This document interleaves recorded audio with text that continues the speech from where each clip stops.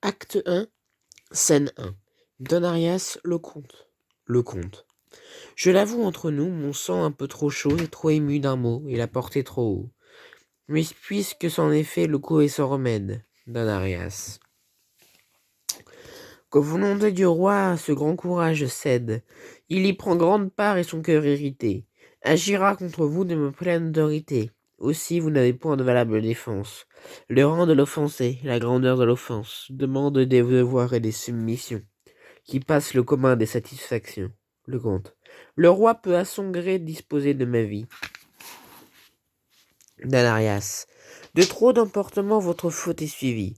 Le roi vous aime encore. Apaisez son courroux. Il a dit je le veux. Désobéirez-vous? Le comte. Monsieur, pour conserver tout ce que j'ai d'estime, désobéir un peu n'est pas un si grand crime. Et quelque grand qu'il soit, mes services présents pour le faire abolir sont plus que suffisants. Danarias, quoi qu'on fasse d'illustre de considérable, jamais à son sujet un roi n'est redevable.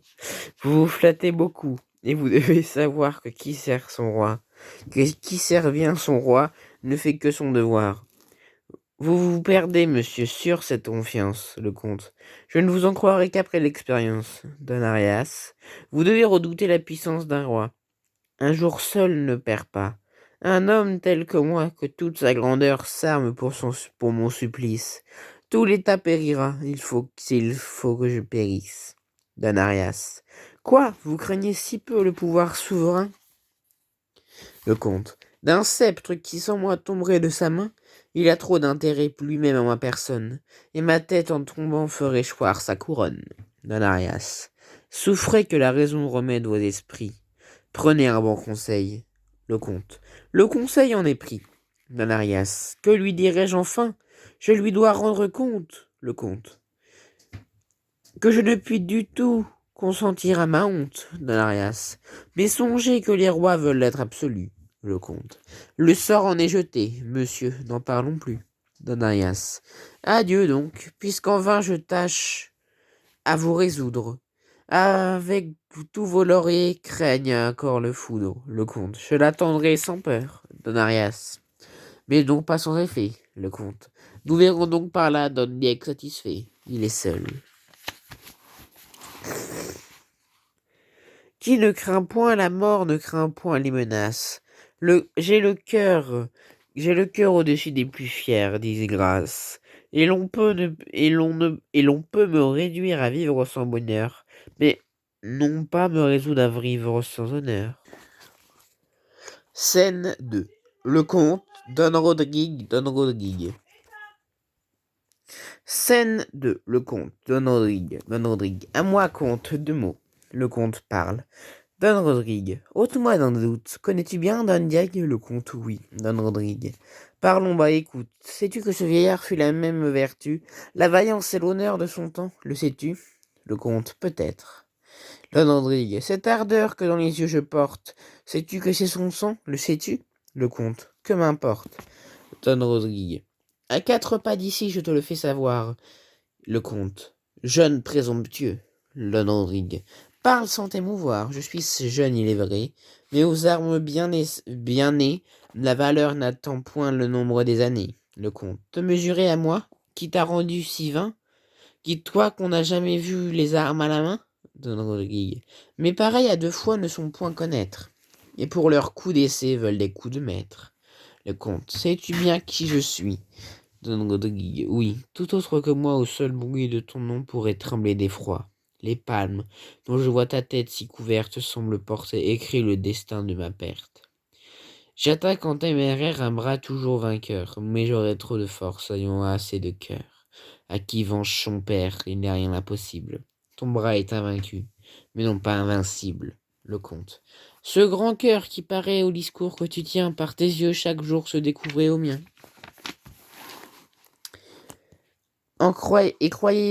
Croyant voir en toi l'honneur de la Castille. Mon âme avec plaisir te destinait ma fille. Je sais ta passion et si ravi de voir que tous ces mouvements cèdent ton devoir, qu'ils n'ont point affaibli cette ardeur magnanime, que ta haute vertu répond à mon estime, et que voulant pour gendre un cavalier parfait, je ne me trompais point au choix que j'avais fait, mais je sens que pour toi ma pitié s'intéresse. J'admire ton courage, je plains ta jeunesse. Ne cherche point à faire un coup d'essai fatal, dispense ma valeur d'un combat inégal. Trop peu d'honneur pour moi suivrait cette victoire, à vaincre sans péril. On triomphe sans gloire, on te croirait toujours abattu sans effort, et j'aurais seulement le regret de ta mort. Don Rodrigue. D'une indigne pitié ton audace est suivie. Qui m'ose ôter l'honneur craint de m'ôter la vie. Le comte, retire-moi-toi d'ici. Don Rodrigue. Marchons sans discourir. Le comte. Et si tu lasses de vivre, Don Rodrigue, as-tu peur de mourir? Le comte. Viens, tu fais ton devoir et le fils dégénère, qui survient un moment à l'honneur de son père. Scène 3. L'infante, Chimène, Léonore. L'infante. Apaise ma Chimène, apaise ta douleur, réagir ta constance en ce coup de malheur. Tu reverras le calme après ce faible orage. Ton bonheur n'est couvert que d'un peu de nuages, et tu n'as rien perdu pour les voir différer. Chimène. Mon cœur outré d'ennui n'ose rien espérer. Un orage si prompt qui trouble une bonasse. D'un naufrage certain nous porte la menace. Je n'en saurais douter, je péris dans le port. J'aimais, j'étais aimé, nos pères d'accord. Et je vous en contais la charmante nouvelle. D'un naufrage certain nous porte la menace. Je n'en saurais douter, je péris dans le port. Jamais j'étais aimé, j'aimais, j'étais aimé, et nos pères d'accord. Et je vous en contais la charmante nouvelle, au malheureux moment que naissait leur querelle. Dans le récit fatal, sitôt qu'on vous l'a fait, d'une si douce atteinte à ruiner les faits, maudite ambition, détestable manie, dont les plus généreux souffrent la tyrannie, honneur impitoyable à mes plus chers désirs, que tu vas me coûter de pleurs et de soupirs. L'infante. Tu n'as dans leur querelle aucun sujet de craindre. Un moment l'a fait naître, un moment va l'éteindre. Elle a fait trop de bruit pour ne pas s'accorder, puisque déjà le roi les veut accommoder. Et tu sais que mon âme a tes ennuis sensibles, pour en tarir la source y fera l'impossible. Chimène, les accommodements ne font rien en ce point. De si mortels affronts ne se séparent point. En vain on fait agir la force ou la prudence. Si l'on guérit le mal, c'est donc en apparence la haine que les cœurs conservent au-dedans. Nourri des feux cachés, mais d'autant plus ardents. L'infante. Le saint nœud qui joindra Don Rodrigue et Chimène, des pères ennemis dissipera la haine, et nous verrons bientôt votre amour le plus fort par un heureux hymen d'étouffer ce discorde. Chimène. Je le souhaite ainsi plus que je ne l'espère. Don Diego est trop altier, je connais mon père, je sens couler des pleurs que je veux retenir. Le passé me tourmente et je crains l'avenir. L'infante. Que crains-tu? Et d'un vieillard l'impuissante faiblesse? Chimène, Rodrigue a du courage. L'infante, il a trop de jeunesse. Chimène. Les hommes valeureux le sont du premier coup. L'infante. Tu ne dois pas pourtant les redouter beaucoup. Il est trop amoureux pour te vouloir déplaire, et deux mots de ta bouche arrêtent sa colère. Chimène. S'il ne m'obéit point, quel comble à mon ennui! S'il peut m'obéir, que dira-t-on de lui? Étant né ce qu'il est souffrir, étant né ce qu'il est, souffrir un tel outrage, soit qu'il cède ou résiste au feu qui ne l'engage.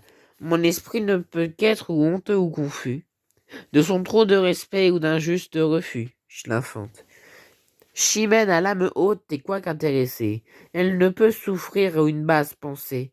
Mais si jusqu'au jour de l'accommodement je fais mon prisonnier de ce parfait amant, et que j'empêche ainsi l'effet de son courage, ton esprit amoureux n'aura-t-il point d'ombrage? Chimène. Ah, madame, en ce cas, je n'ai plus de soucis. Scène 4. L'infante Chimène Léonore le page. L'infante. Page, cherchez Rodrigue et l'amenez ici. Le comte de Gorma, le page.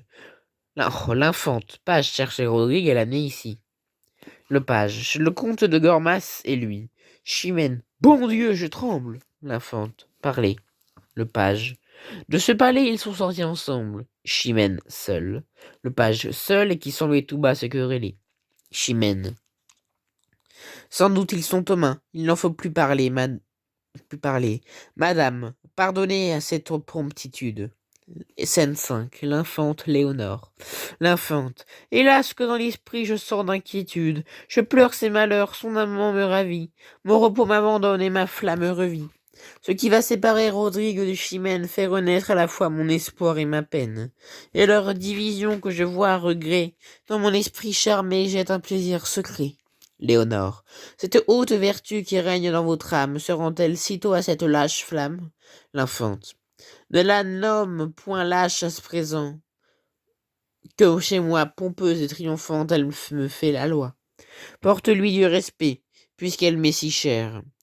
Puisqu'elle m'est si chère. Ma vertu la combat, mais malgré moi j'espère. Et d'un si fol espoir mon cœur mal défendu vole après un amant que Chimène a perdu. Léonore, vous laissez vous choir ainsi ce glorieux courage, et la raison chez vous perd ainsi son usage. L'infante. Ah, qu'avec peu d'effet on entend la raison, donc quand le cœur est atteint d'un si charmant poison. Et lorsque le malade aime sa maladie, qu'il a peine à souffrir que l'on y remédie. Léonore. Votre espoir vous séduit, votre mal vous est doux, mais enfin ce Rodrigue est indigne de vous. L'infante. Je ne le sais que trop, mais si ma vertu cède, apprends comme l'amour flatte un cœur qu'il possède. Si Rodrigue une fois sort vainqueur du combat. Si dessous sa valeur ce grand guerrier s'abat, je puis en faire cas, je puis l'aimer sans honte. Que ne fera-t-il point s'il peut vaincre le comte? J'ose m'imaginer qu'à ses moindres exploits les royaumes entiers tomberont sous ses lois. Et mon amour flatteur déjà me persuade que je les vois assis au trône de Grenade. Les morts subjugués tremblaient en l'adorant. L'Aragon recevoir ce nouveau conquérant. Le Portugal se rendrait ses nobles journées. Portez déjà les mers. Portez dès là les mers ces hautes à destinée. Du sang des Africains arroser ses lauriers. Enfin tout ce qu'on dit des plus fameux guerriers. Je l'attends de Rodrigue après cette victoire, et fais de son amour un sujet de ma gloire. Léonore. Mais madame, voyez où vous portez son bras. Ensuite d'un combat qui peut être n'est pas. La Fente. Rodrigue est offensé. Le comte a fait l'outrage. Ils sont sortis ensemble. En faut-il davantage? Léonore. Eh bien, ils se battront, puisque vous le voulez. Mais Rodrigue ira-t-il si loin que vous allez? L'infante, que veux-tu? Je suis folle et mon esprit s'égare. Tu vois par là quel mot cet amour me prépare. Viens dans mon cabinet, consoler mes ennuis, et ne me quitte point dans le trouble où je suis. Scène 6. Don Fernand, Don Arias, Don Sanché. Don Fernand. Le comte est donc si vain et si peu raisonnable? Ose-t-il croire encore son crime pardonnable? Don Arias. Je l'ai de votre épart longtemps entretenu, j'ai fait mon pouvoir. Sire, et n'ai rien obtenu. Don Fernand. Juste cieux, ainsi donc un sujet téméraire a si peu de respect et de soin de me plaire, il offense Don Diego et méprise son roi. Don Fernand. Juste cieux, ainsi donc un sujet téméraire a si peu de respect et de soin de me plaire, il offense Don Diego et méprise son roi. Au milieu de ma cour, il me donne la loi. Qu'il soit brave guerrier, qu'il soit grand capitaine, je saurais bien rabattre une mœurs si hautaine. Fût-il la valeur même et le dieu des combats, il verra ce que c'est que de n'obéir pas. Quoiqu'il ait pu mériter une telle insolence, je l'ai voulu d'abord traiter sans violence. Je me puis s'il en abuse, aller dès aujourd'hui, soit qu'il en résiste ou non, vous assurez de lui. Don Sanché. Peut-être un peu de temps le rendrait moins rebelle. On l'a pris tout bouillant encore de sa querelle. Sire, dans la chaleur d'un premier mouvement, un cœur si généreux se rend malaisant. Il voit bien qu'il a tort, mais une âme si haute n'est pas si tôt réduite à confesser sa faute. Don Fernand. Don Sanché, taisez-vous et soyez avertis qu'on se rend criminel à prendre son parti. Don Sanché. J'obéis et me tais, mais de grâce encore, sire, de mots en sa défense. Don Fernand. Et que voulez-vous et que pouvez-vous dire? Don Sanché. Qu'une âme accoutumée aux grandes actions ne peut s'abaisser à des submissions. Elle n'en conçoit point qui s'explique sans honte. Et c'est à ce mot c'est à ce mot seul qui a résisté le comte. Il trouve à son devoir un peu trop de rigueur. Et vous obéirez s'il avait moins de cœur. Commandez que son bras nourri dans les alarmes répare cette injure à la pointe des armes. Il satisfera. Sire, et vienne qui voudra, attendant qu'il ait su, voici qui répondra. Don Fernand. Vous perdez le respect, mais je pardonne à l'âge. J'excuse l'ardeur en un jeune courage. Un roi dont la prudence a de meilleurs objets. meilleur ménager du sang de ses sujets. Je veille pour les miens, mes soucis les conservent comme le chef, à soin des membres qui les servent. Ainsi votre raison n'est pas raison pour moi. Vous parlez en soldat, je dois agir en roi. Et quoi qu'on veuille dire, et quoi qu'il ose croire, le comte à m'obéir ne peut perdre sa gloire. D'ailleurs, l'affront me touche, il a perdu d'honneur celui que de mon fils a fait le gouverneur. J'ai fait le gouverneur. S'attaquer à mon choix, c'est se prendre à moi-même, et faire un attentat sur le pouvoir suprême. N'en parlons plus. Au reste, on a vu 10 vaisseaux de nos vieux ennemis arborer les drapeaux. Vers la bouche du fleuve, ils ont osé paraître. Les morts ont appris par force à vous connaître, et tant de fois vaincus, ils ont perdu le cœur. De se plus hasarder contre un si grand vainqueur. Don Fernand. Ils ne verront jamais sans quelque jalousie mon sceptre à dépit de régir l'Andalousie. Et ces pays si beaux qu'ils ont trop possédés, avec un œil d'envie et toujours regardé. C'est l'unique raison qui m'a fait dans Séville passer depuis 10 ans le trône de Castille, pour les voir de plus près et d'un ordre de plus prompt, renverser aussitôt ce qu'ils entreprendront. Don Arias. Ils savent aux dépens de leur plus digne tête combien votre présence assure vos conquêtes, mais vous n'avez rien à craindre. Dan Fernand. Et rien à négliger. Le trop de confiance attire le danger.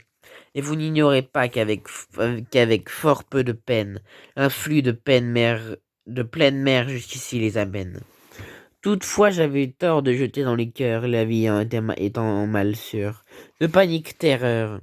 L'effet que produirait cette alarme inutile dans la nuit dans la nuit qui survient troublerait trop la ville. Faites doubler la garde au mur et sur le port. C'est assez pour ce soir. Sunset. Don Fernand, Don Sanchez, Don Alonce. Don Alonce. Sire, le comte est mort. Don Diego par son fils a vengé son offense. Don Fernand. Dès que j'ai su l'affront, j'ai prévu la vengeance. J'ai voulu dès lors prévenir ce malheur. Don Alonce. Chimène à vos genoux apporte sa douleur. Elle vient tout en pleurs vous demander justice. Don Fernand. Bien qu'à ses déplaisirs mon âme compatisse. Ce que le comte a fait semble avoir mérité ce digne châtiment de sa témérité. Quelque juste pourtant que puisse être sa peine, je ne puis sans regret perdre un tel capitaine. Après un long service à mon état rendu, après mon sang pour moi 1000 fois répandu, à chaque sentiment que mon orgueil m'oblige, sa perte m'affaiblit et son trépas m'afflige. Scène 8. Don Fernand, Don Diego, Chimène, Don Sanchez, Don Arias et Don Alonce. Chimène. Sire, justice. Don Diego. Ah, sire, écoutez-nous. Chimène. Je me jette à vos pieds. Don Diego. J'embrasse vos genoux. Chimène. Je demande justice. Don Diego. Entendez ma défense. Chimène. D'un jeune audacieux punissez l'insolence. Il a de votre sceptre abattu le soutien. Il a tué mon père. Don Diego. Il a vengé le sien. Chimène. Au sang de ses sujets, un roi doit la justice. Don Diego. Pour la juste vengeance, il n'est point de supplice. Don Fernand. Levez-vous l'un et l'autre et parlez à loisir. Chimène, je prends part à votre déplaisir. D'une égale douleur, je sens mon âme atteinte. Ah, Don Diego. Vous parlerez après, ne troublez pas sa plainte. Chimène. Sire, mon père est mort, mes yeux ont vu son sang couler à gros bouillons de son généreux flanc. Ce sang qui a tant de fois garanti vos murailles, ce sang qui tant de fois vous gagna des batailles, ce sang qui tout sorti fume encore de courroux, de se voir répandu pour d'autres que pour vous, qu'au milieu des hasards nous est versée la guerre. Rodrigue en votre cour vient de couvrir la terre. J'ai couru sur le lieu, sans force et sans couleur. Je l'ai trouvé sans vie. Excusez ma douleur. Sire, la voix me manque à ce récit funeste. Mes pleurs et mes soupirs vous diront mieux le reste. Don Fernand. Prends courage, ma fille, et sache qu'aujourd'hui ton roi te veut servir de père au lieu de lui. Chimène. Sire, de trop d'honneur ma misère est suivie. Je vous l'ai déjà dit, je l'ai trouvé sans vie. Son flanc était ouvert, et pour mieux m'émouvoir, son sang sur la poussière écrivait mon devoir. Ou plutôt sa valeur en cet état réduite. Me parler par sa plaie et hâter ma poursuite. Et pour se faire entendre au plus juste des rois, par cette triste bouche, elle empruntait ma voix. Sire, ne souffrez pas. que sous votre impuissance elle règne devant vos yeux avec une telle licence, que les plus valeureux avec impunité soient exposés au coup de la témérité, qu'un jeune audacieux triomphe de leur gloire, se baigne dans leur sang et brave leur mémoire.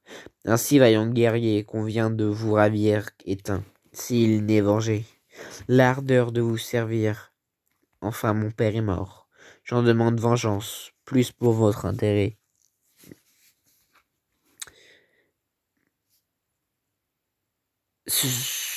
Plus que plus pour votre intérêt que pour mon allégeance. Vous perdez en la mort d'un homme de son rang, vengez-la par une autre, et le sang par le sang, immolez, non à moi, mais à votre couronne, mais à votre grandeur, même à votre personne. Immolez, dis-je, sire, au bien de tous les tas, tout ce qu'énorgueillit un si haut attentat. Don Fernand. Don Diego répondait. Don Diego. Qu'on est digne d'envie lorsque perdant la force on perd aussi la vie, et qu'un long âge apprête aux hommes généreux qu'au bout de leur carrière un destin malheureux. Moi dont les longs travaux ont acquis tant de gloire, moi que jadis partout a suivi la victoire, je me vois aujourd'hui pour avoir trop vécu, recevoir un affront et demeurer vaincu. Ce que n'a pu jamais combat, siège embuscade, ce que n'a pu jamais Aragon ni Grenade. Ni tous vos ennemis, ni tous mes envieux, le comte en votre cour l'a fait presque à vos yeux. Jaloux de votre choix et fier de l'avantage que lui donnait sur moi l'impuissance de l'âge. Sire, ainsi ses cheveux blanchis sous le harnois, se sent pour vous servir prodiguer.